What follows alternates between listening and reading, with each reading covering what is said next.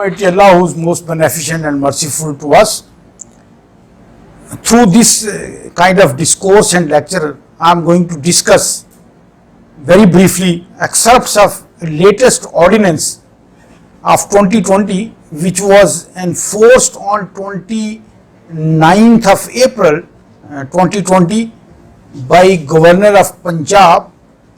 under Article 128 of the Constitution of Islamic Republic of Pakistan 1973. It is known as Punjab Code of Civil Procedure Amendment Ordinance 2020. Through this amendment, an effort has been made to get rid of procrastination of delayed disposal of civil cases, which is termed to be a scourge and curse for so many years because of lot many technicalities, intricacies. Those are procedural in nature and certainly at the cost of substantial justice. In this respect, a new provision has been introduced under section 26 of the Code of Civil Procedure 1908. Through this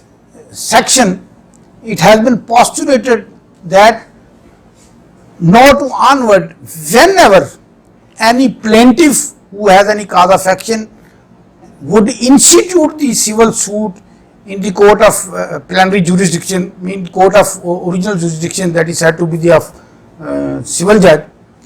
he shall first of all how many defendants have been arrayed in his plaint, means 1, 2, 3 or more than that, against whom he has any cause of action which necessitated the filing of the civil suit. So he will annex with his plaint as many as copies of the plaint along with documentary evidence which is being relied upon by him, keeping in view the number of those defendants, and so that because it was a common excuse that because along with summons, when the summons were dispatched to the defendants for procuring their attendance, so they used to say that because they were the copy of the plaint and has not been annexed. No, it has been made mandatory and compulsory for the plaintiff to do so. Similarly, the complete proceedings of the court shall be, of the proceedings of the case shall be electronically preserved and saved in the computer system. From the another provision has been brought through this amendment, which is said to be section 26A, wherein it has been postulated that the defendant or the defendants, they would, after the completion of that process, when they have been informed about they shall submit their written statement within 30 days positively. When they have their appearance has been ensured, they have come to know about the filing of that civil suit, so they shall submit the written statement within 30 days to carry on further proceeding in the case. And thereafter, under section 26B of the Code of Civil Procedure 1908, the court shall frame the issues within 7 days after filing of the written statement, and thereafter case shall be fixed for recording the evidence of the parties respectively, and then after the framing of the issues, further 7 days shall be granted to both the parties to prepare their respective evidence because they are fully abreast of, they are fully conversant with the matter under question on the basis of their respective pleadings contained in the suit, the plaint, as well as in the written statement, while both the parties have already annexed the documentary evidence which is being relied upon by them, so that the time could be saved and the cases could be decided briskly and speedily. This is the basic purpose and objective of this latest amendment, and bring the people and from obviating that impressions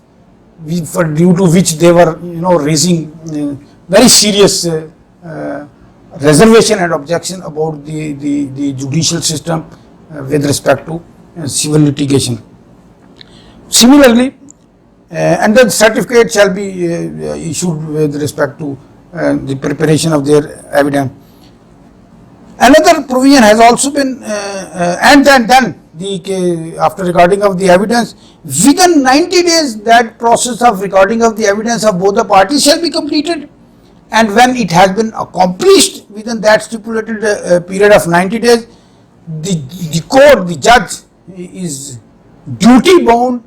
to pronounce the judgment within next 20 days. So he cannot delay. Now the case is being fixed for argument. And similarly, another very significant feature which has been introduced through this amendment, the parties, the evidence shall be got not by shall be recorded by the judge himself or through by appointment of the commissions, as already the provision of commission is already postulated with respect to recording of the evidence, so that let's say if there are number of cases are more and the court is awfully busy in some other assignments and recording evidence in some other case, then on the basis of that list which is already being maintained with the instruction of the respective district judge of the district, that the retired judges can be assigned this wondrous and sacred task of recording the evidence as a commission. But the persons can be deputed from that list which is being maintained of that some lawyers, as well as first court, then through the retired judges assigned for this task, and within 15-20 days I have said that the whole process of culminating the case shall be completed. Another provision has also been through this amendment has been introduced, that is section 27A. So this is very interesting, because earlier the process, whenever any suit is filed, then the summons are issued in a traditional manner. No, it has been, it's a kind of package. No court shall not go through the process of that traditional and conservative process of procuring the attendance of the defendants against whom that suit has been filed. No, in the one go, at the first instance, all the steps shall be taken at a time by the court. The summons shall be not only issued through the proper manner, but the publication in the newspaper, electric devices shall also be used for issuance of, because it's a kind of information, because the suit has been filed against you, you must come and defend yourself. So certainly whenever the defendant shall appear, otherwise previously liberty was taken by the defendant, or let's say if the summons has been issued, maybe they were aware of the fact that a suit has been filed against them, but they lingered on, okay, the plaintiff should spend the money on with regard to submission of some other, should incur the expenditures for publication. No, at the same time, and through telegraph, through the UMS, Pakistan Post, whatever is the the speedy and expeditious mode of bringing into notice the defendant about the filing of the suit, so that he could appear in the court to defend himself. Even WhatsApp, through email. Another very significant feature is now that the process server who shall visit the house of the available address of the defendant, which has been provided by the plaintiff in his suit, he shall visit that available place where for the service of those summons. He shall be having his Android set smartphone, and with the internet system is data cable that through which, and whoever receives the summons on the,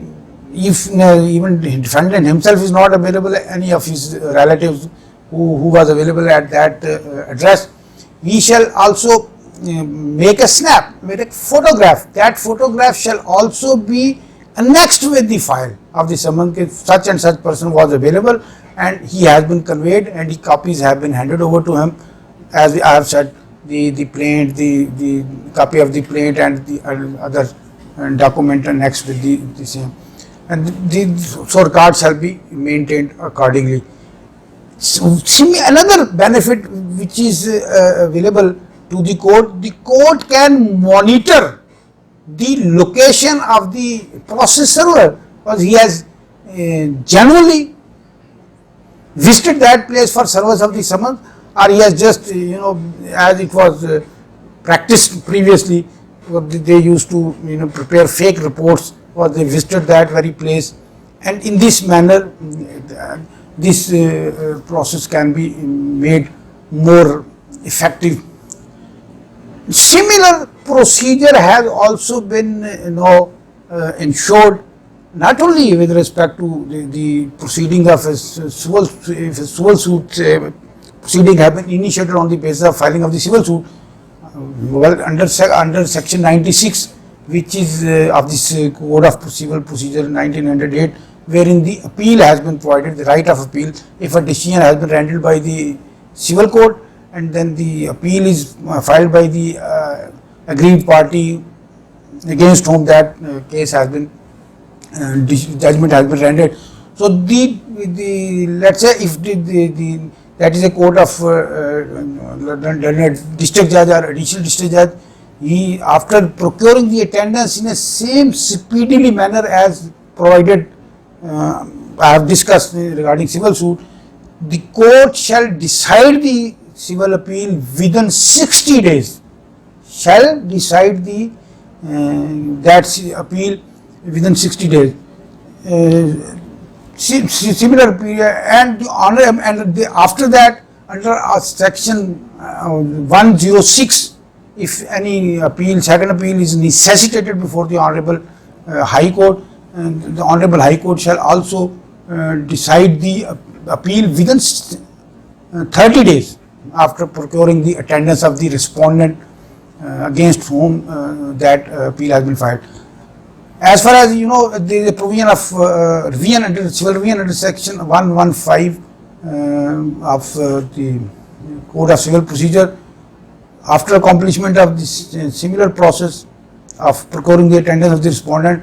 the court is duty bound, district court is duty bound to decide that revision within 60 days. Likewise, under Order 41 and similar procedure which has been provided, if any miscellaneous application has been filed. And similarly, another very very normally some miscellaneous applications are filed with the different timings. Now, even if any application has been filed by the defendant under Order 7, Rule 11 CPC, he cannot skip from that original procedure for filing of the written statement after his appearance before the court. That the proceedings in the main suit shall continue. It has been clarified in unambiguous terms irrespective of the decision of that application under Order 711, as people are aware of the fact, an application is filed by the defendant for rejection of the plaint on some grounds which are available under the law. The proceeding in the main suit shall continue. Under section 159, it has also been, there is a saving clause, but that if this, after the enforcement of this ordinance, means 29th of April to onward, whatever the earlier cases are pending, those shall be dealt with in the light of these amendments, except the electronic use of electronic devices, because this is a new phenomena, so that cannot be replicated. But so it is having this amending ordinance is having retrospective and prospective effects with respect to the civil proceedings in the manner which is being discussed. As I have said, except electronically recorded litigation. So the nutshell of this discussion is very simple, that it hopefully through this amending ordinance which has been introduced by the Punjab through the governor,